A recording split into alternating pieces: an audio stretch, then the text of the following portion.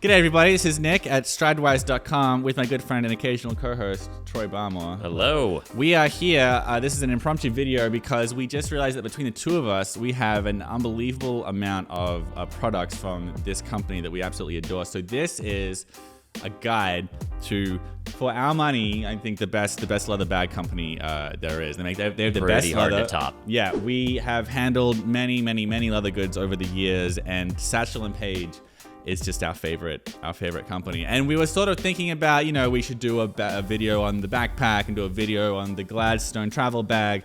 And then we decided we're just gonna do a whole video just about Satchel and Page, the brand, and we're gonna look individually at these kind of best-selling products of this these. Giant mess of absolutely beautiful leather in front of us, and not to give it away right up top, but pound for pound, and in terms of just in terms of the cost for the quality that you're getting, it is very, very tough to top what these guys are doing. The quality of the leather, just the elegance of the design, I think is the number one thing that really stood out to me.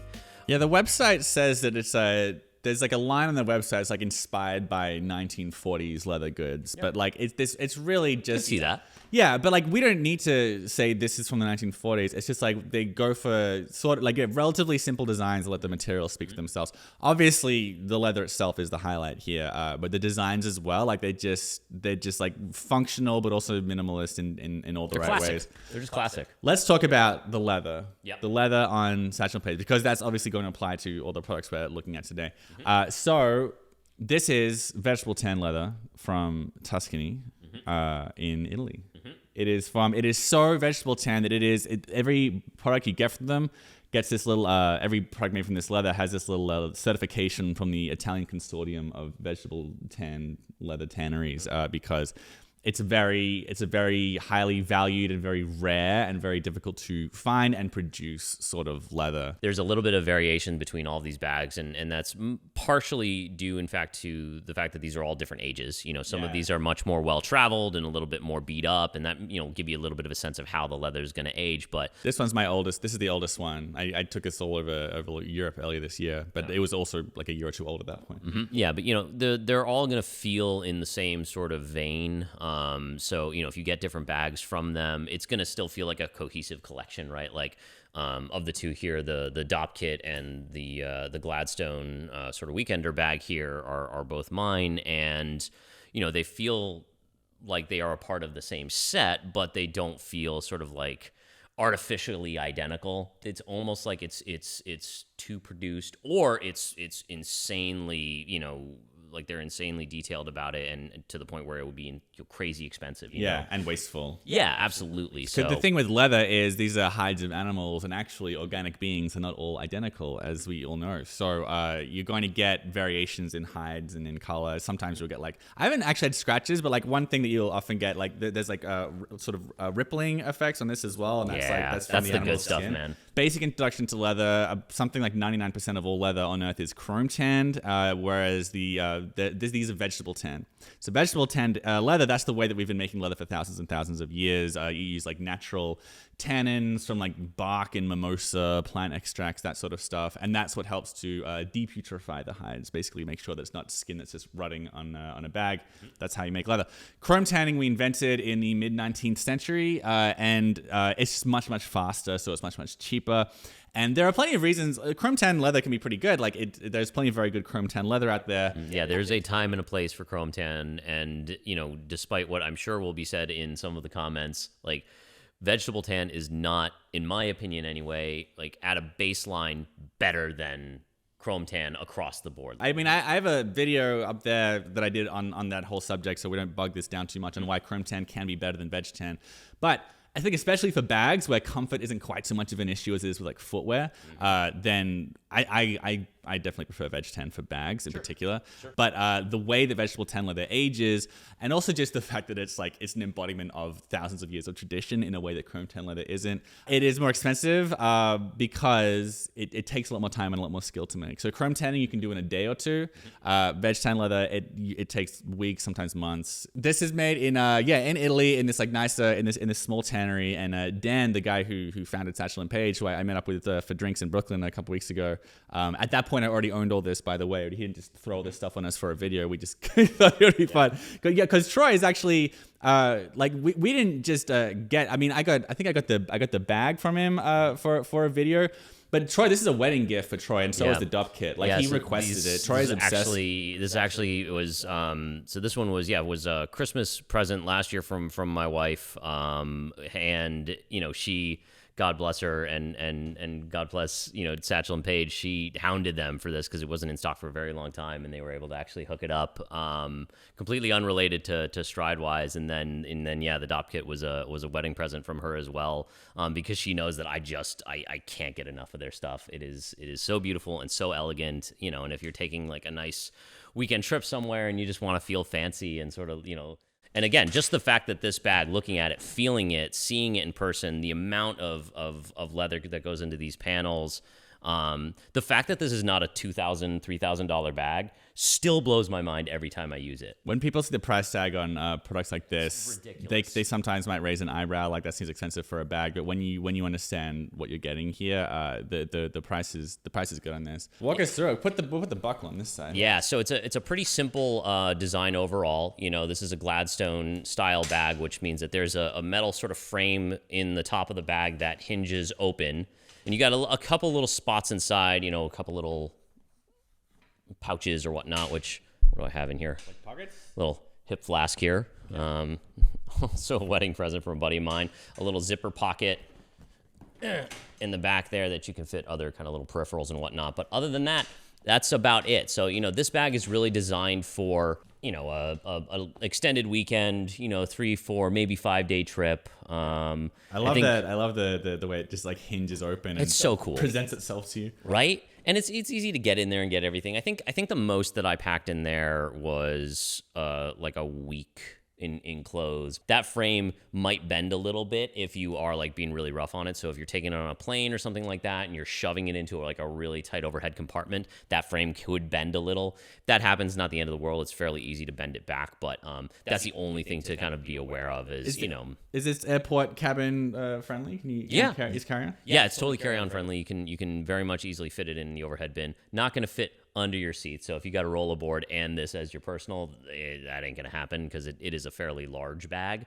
But yeah, I've flown on even smaller regional jets that it fit perfectly fine in the overhead compartment. This guy's legit 1940s adventuring around the planet in his like small regional jets. We'll touch on the messenger bag as well. The thing is, this is one I actually did do a whole video on this bag a while back, so we don't have to spend too much time on it.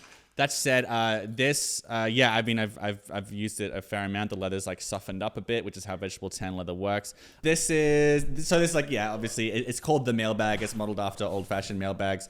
It's fairly simple on the inside. Actually, it's not that simple. There's a nice there's a sleeve for a laptop with like a divider closure. Yeah.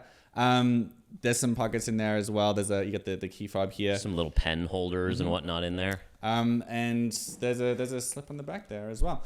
But I really like this. They've got some more kind of dressy, more formal, office friendly like suitcases and that sort of stuff. It was the diplomat, the founder, and I think there's one other. Yeah, it's like the barrister or some. That sounds good. This is just the Mailbag because this is a working class bag. That's what it is. It's a mailbag. I'm a dude who never ever dresses up, so I prefer the more casual bags like this. But yeah, check out the full video if you want to get like a real explanation as to all the bits in that. But like one thing that's cool about it is like you can also. There's a buckle here that you can cinch closed a bit if it's raining and you're worried about rain getting in like this little hole here. So like nice little thoughtful designs like that. Yeah. The hardware throughout is pretty solid feeling. Like the finish, I'm not sure what the base metal is in there, but it feels pretty sturdy. It doesn't feel like, kind of like a cheap nickel or something like that. Like it's got some good heft to it. Yeah. Like this, because it's riveted on as well at the stress points, like there's no concern. Like I've had bags, the stitching starts to come away from where you're carrying it. We're going to take a quick right turn because this is also Satchel and Page's leather jacket that I was going to mention it later, but I'm overheating here, so I'm going to quickly show this one. This is different because it's not vegetable tan leather. This is like as I mentioned earlier, Veg tan leather is great, but once you're venturing into the realm of apparel, there's a chance you're risking more returns if you're doing like really stiff. Also, you're talking a significant price increase if you're talking a full veg tan leather jacket. And especially if you're avoiding like seams, which this is done, right? This is a single panels of leather. Make this jacket in veg tan leather, and good luck finding it for less than $1,200. Yeah, exactly. This is definitely modeled after like old-fashioned flight jackets. That's when you get these like pockets here, they differ from some of the actual old-fashioned ones in that you got like snap pockets, which makes it really easy to get in and out of, especially when it's cold. Because I have another actual like reproduction flight jacket, and the buttons they get pretty annoying, especially when it's cold, and especially if you're going in and out with your phone, you got to rebutton it. Otherwise, it's still French leather. It's vegetable retan, to be fair, so it's not 100% chrome tan. It's combination tan. So that in and of itself is actually pretty rare, because that's Satchel and Page really committing to the vegetable tan a bit. Yeah, it speaks to the level of care. Like, I will say, regardless of what the specific leather even in the jacket is, you know when you go hands-on with any of their products that they didn't just, he didn't just pick any piece of leather, the cheapest, leather that they could get. Like, care went into the selection of all of these leathers is the impression that you get with all of the products that I've handled in person. One way that you can note that Troy was noting earlier, I've worn this quite a lot, and to the point that it's starting to lighten in areas where there are seams. So you get this like antique sort of look to it, even though this is only, I don't know, like 6 months old or something. But while, I mean, it's possible some folks won't like that. This is the way that it's lightening up around the seams here. It's the fact that it's not going like blue, for example. That's because like this is actually good quality and well tanned and well dyed leather as well. And there are plenty of like brands that they'll sell like pre-faded, sort of like pre-faded jeans. They'll try to make it look antique by having like a vintage leather jacket that you found at a thrift store. I asked the guy for Satchel and Page. I said, how come this is calf skin? It's French calf skin. Why calf, not cow? He said, calf is more expensive, it's lighter and softer, more comfortable. It has a smoother grain as well compared to cowhide. A lot of the vintage jackets, like they'll have like a white, this is shearling, this is actual shearling wool here. They'll have like a white cream color on like the really vintage ones. Yeah. This got the duck, it's a bit more subdued. Another cool thing about this Which I like that. That's a little more subtle. This is detachable. Ta-da. And now your neck is cold. Now my neck is so cold. Yay. The other thing to note about this... I really like that collar. The shape of that collar is really nice. And it's easy to detach as well. So you don't have to mess around with buttons. Cotton lining. Right on. Pocket in here. The other thing to note, the fit. A good thing about this is like it's slightly an old-fashioned sort of design, but they have a pretty modern fit with this. Like, so this is it's a lot of the old-fashioned jackets, the reproduction jackets that look like this. They are like they tend to be short and boxy because that's how they used to be cut. You would wear them in a cockpit. Yep, you'd be sitting down. You'd have a lot of material underneath you. You'd have, all sorts of safety equipment, and then a big old sweater back in the day as well. Because again, you're flying in essentially an uninsulated cockpit. And also, it's friggin' cold. It's very cold. And also you needed room to move your arms around and everything else. Yep. So this has like this avoids that because personally I don't like those sorts of fits. The really old-fashioned boxy ones. They're great. It's like a trash bag that your dad wore. They're great. They are great for guys for huskier guys, and shorter guys. But this model, and they say on their site, they say this is good for slim guys, athletic guys, but not for very overweight or very jacked guys. They straight up say that on their website. So what I like about this, they actually say very jacked guys. They say not good for a jacked / bodybuilder frame. Love it. Yeah. That's awesome.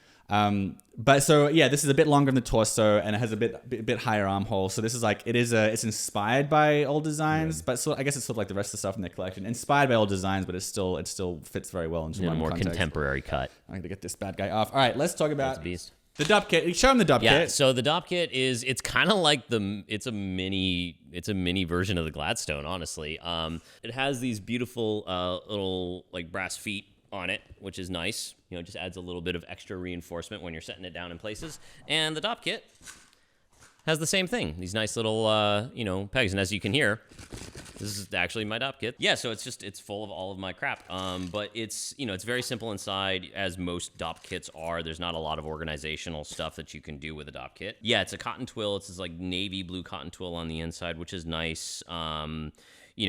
where their other bags have suede linings in them with a DOP kit, you know, again, you're in the bathroom, you're using, you know, products. There's that's you know, true. there's water everywhere. You don't want a suede liner, in my experience, inside of a DOP kit. It gets nasty very quickly. Yeah. It's elegant. It's beautiful. It's quite large, so it does take up a fair amount of space. But you know, even when you're just at home, like I keep my toiletries in here.